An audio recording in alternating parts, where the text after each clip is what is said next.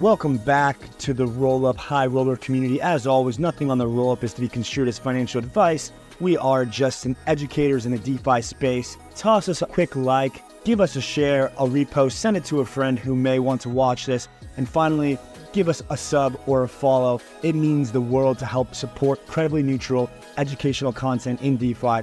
We're here to educate, empower, and enrich you, and let's jump in. GM, welcome back to the Roll-Up. What's going on? Today we have the co-founder, the intern, the CEO himself at ETHSign. And ETHSign, just to give a little bit of background, and then we'll kind of get into the weeds here. ETHSign is like what I thought of as a very intuitive application of blockchain technology when I was first getting involved. This is the innovator on Docusign. This is the ability to sign anything and everything on chain. So maybe you could give us a little bit more background as far as like what the origin story is. Maybe you had a similar epiphany. Why is it important to sign things on chain? And generally, man, how you're feeling in 2024? And as we jump in here.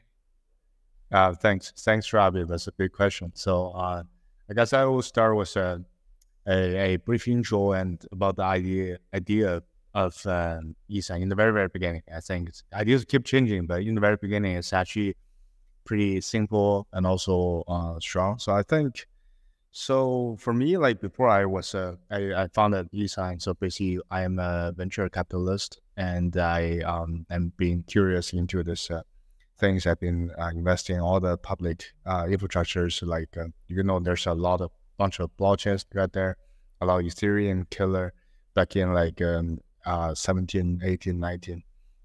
So I'm thinking when I think of like building a new product, building new things, I'm thinking intuitively, I think of applications, right? So right now I think the infrastructure is getting more and more mature, that's for sure, right? We have public chain, we have indexing protocols, we have oracles and all that stuff. And so the time come to 2021 when me and my co-founders were ready to do a startup. So we're thinking of, okay, what to build? Actually, we think of we made our mind to do the startup. Then we think of the ideas, right? And back then the most popular ones are DeFi and NFTs. But I'm thinking so we need to find something like more useful in long term, like a fundamental blockchain use cases. So I think crypto signing is definitely one of them. So basically, cryptocurrency give everybody a wallet, which is a private key, right? So and the fundamental use case of private key is that you can use it to sign everything. And sign contract is definitely something more serious in the life. And we just think if we can make it easier, we can make it more secure. So the idea for ETHSign is like we're using private key to generate legal binding signatures, so no one can forge them.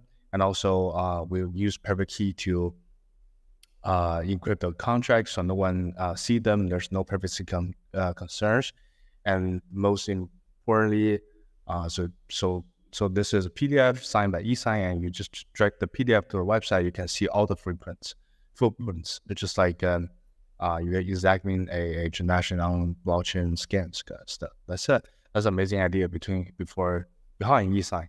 And I would say it's been a while. Like 2 years ago, we started this, and after 4 or 5 iterations, right now ETHSign is already a pretty mature product. Which right now we're providing services to more than 300K users.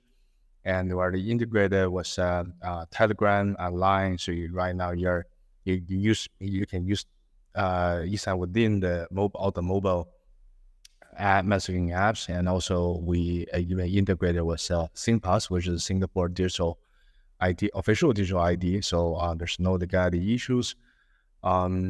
Yeah, so that's we're basically thinking what's the next step? How can we provide more make it more strong? Like can provide more things with the application, with the backend, with the architecture we already built. So that's what we're working on right now. Epic. That's awesome. And like the idea of signing something with your wallet and your private key, I think, is so powerful that it cannot be understated. Like this unlocks a whole series of use cases that I think are just kind of like still like ideas, and they haven't quite been built yet.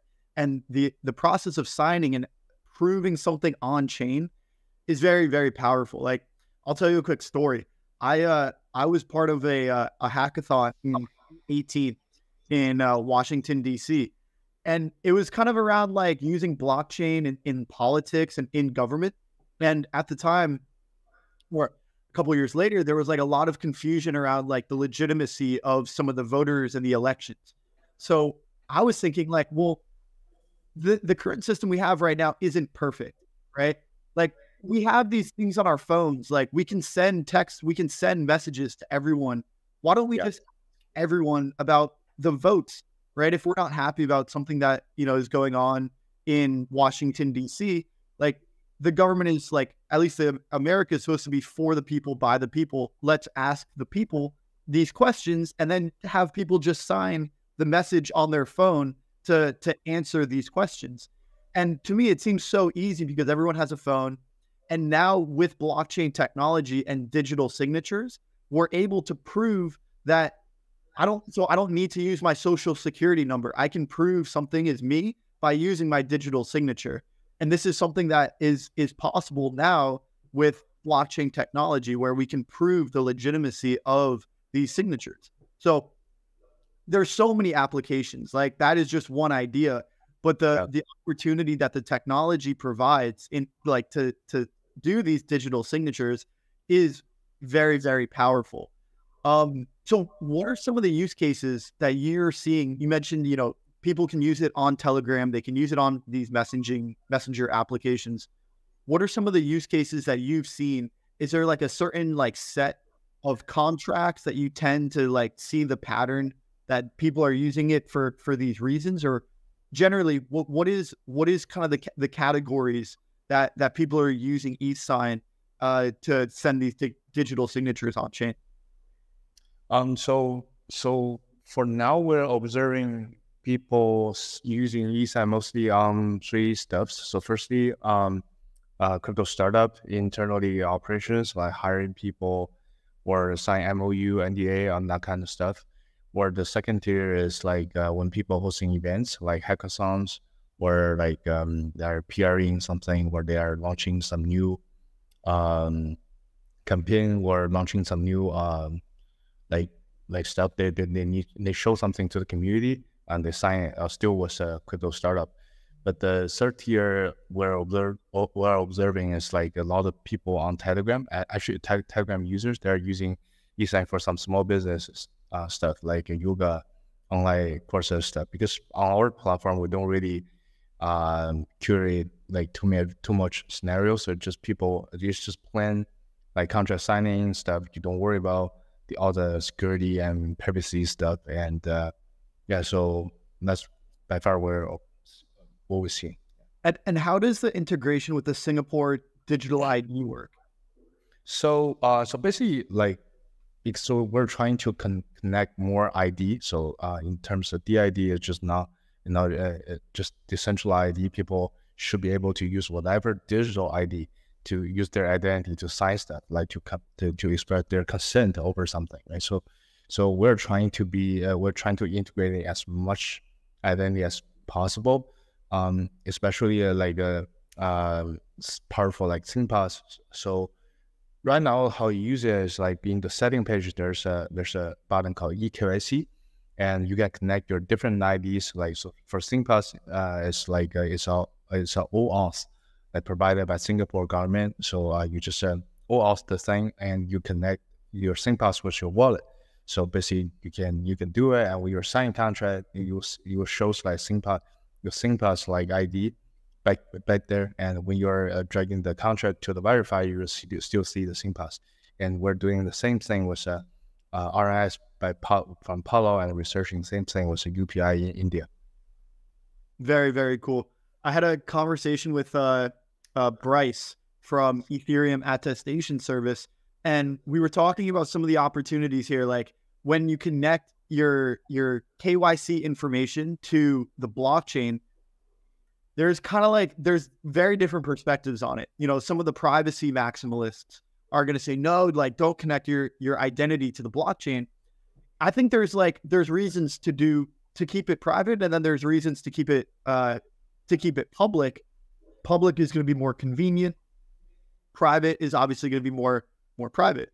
And then, you know, like one of the use cases that we saw was like, let's take like the identity aspect of like our age. You know, like if I walk into a bar, I can't order a drink unless I'm 21 years old.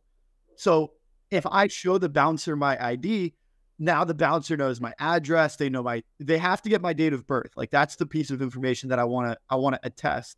But I also have to attest to all the other information that's on my ID.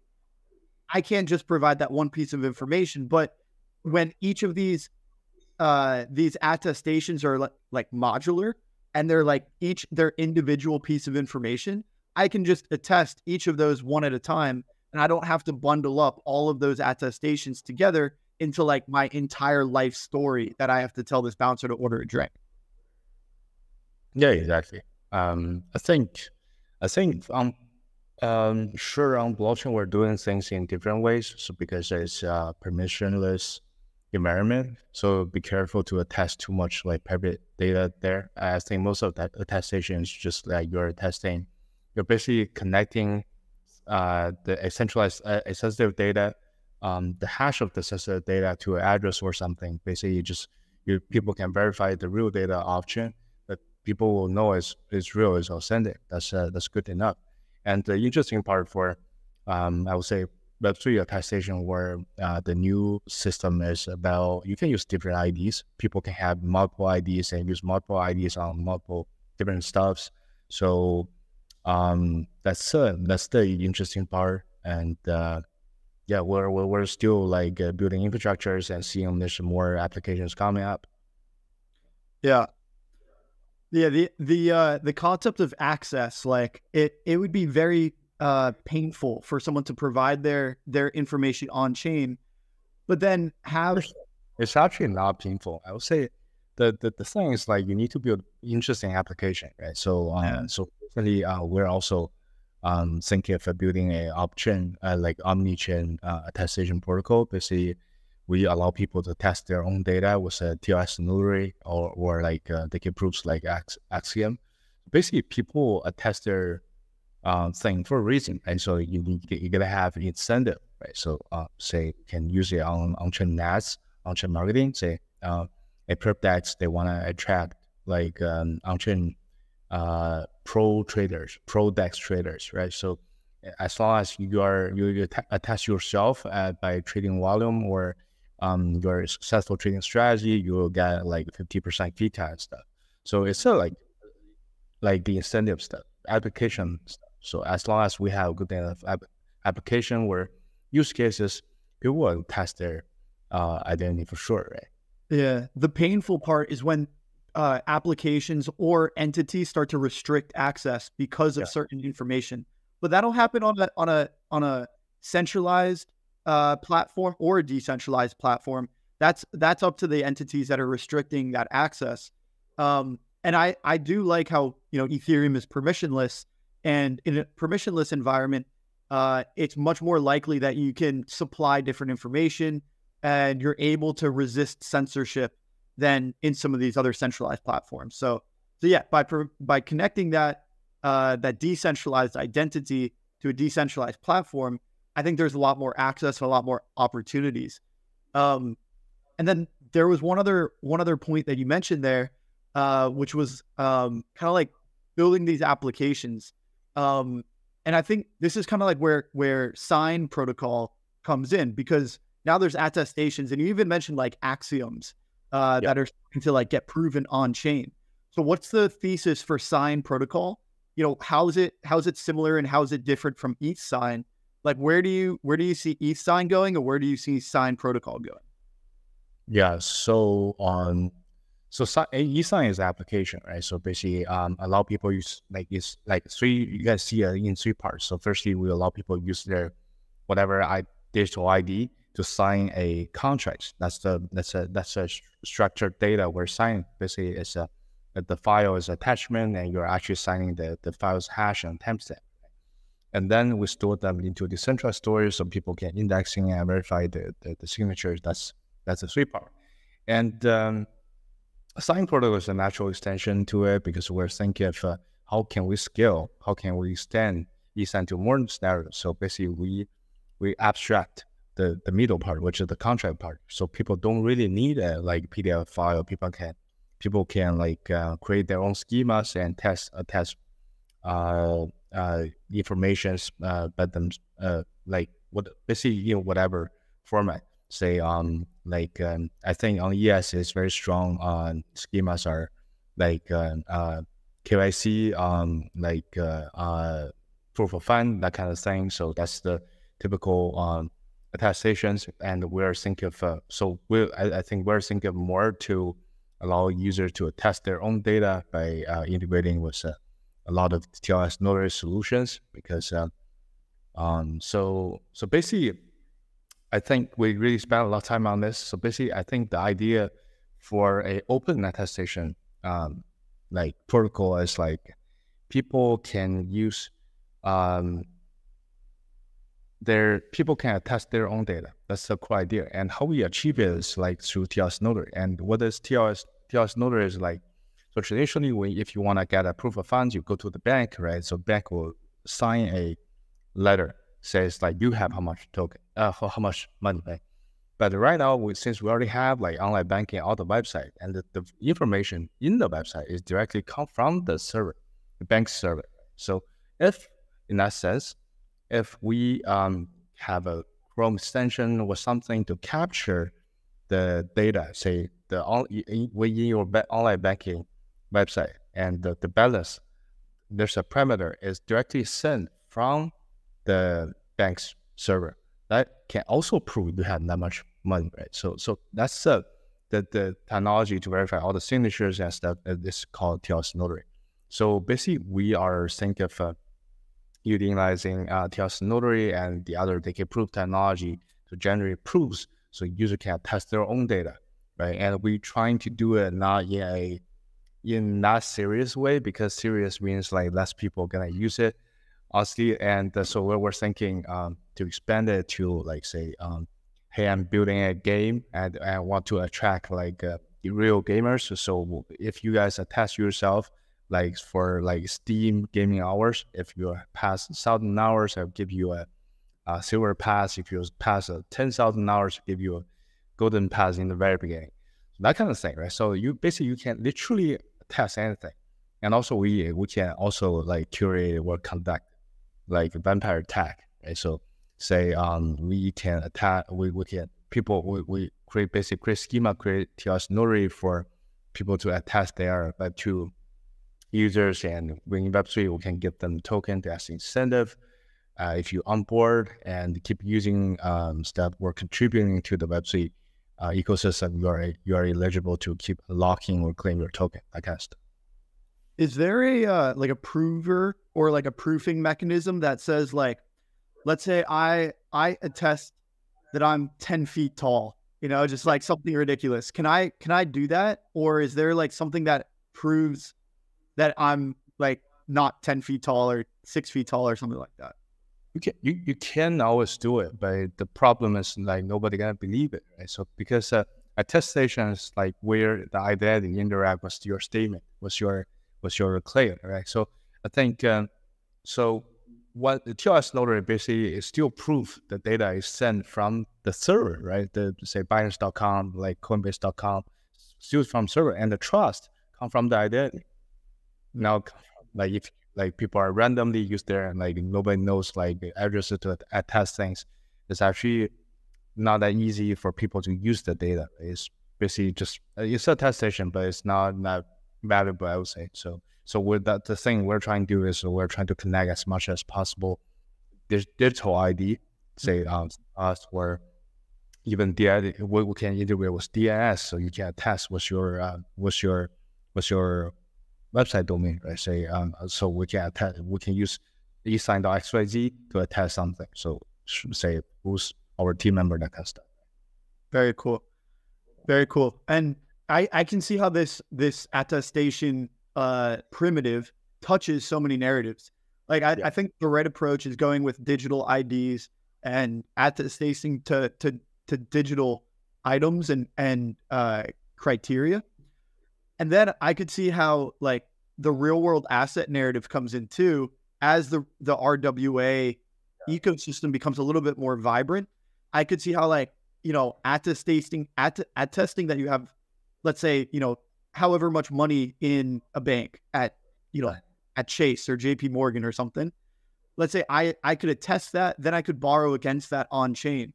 And then we could like have some very interesting like real world asset collateral with on-chain debt and vice versa. The same thing with some of these ETHSign contracts. Like let's say that like the deed to my house I signed with ETHSign. Then I can use that like as an NFT, and then I can borrow against it, and I can like get a mortgage on my house on chain. And the possibilities are endless. Like any invoice, right, is like an account receivable, and then I have like a recurring revenue stream that I can use to go sell, or I can borrow against it, or I can do all kinds of like funky DeFi things, because the contract itself is now on chain and composable with the rest of on-chain finance. Yeah. So I think that the core idea of attestation and why we're saying is attestation maxi is like right now, if we're building more applications, if we're pushing the blockchain adoptions, so basically we need more material on chain. But what's on chain right now is all transactions. Right? It's all like people lending from a pool, people adding a pool, people swapping tokens. That's simply not enough, right? So say if we want to build a low collateral rate lending protocol, you need identity, right? You need like proof, like you need all kinds of stuff. If you want to build SocialFi apps, you need people more identity from on-chain or off-chain, right? So so basically attestation is a gateway to allow people to attest all kinds of data to blockchain. So that's an interesting part. That's why we see attestation is a very important infrastructure to the whole Web3 world. It's like that's a key point. And there's a actually today I talked to a friend. There's a very interesting idea to build an anonymous chatting app based on attestations. So basically it's like so when you open the chatting app, you can see different texts. Say I'm a holder of more than 100 Bitcoin. I'm a holder of what kind of NFTs and the stuff. So basically you go to different tags to attest you are, you fulfill the criteria of this tags, and you will join different channels with all kind of people have same like tags.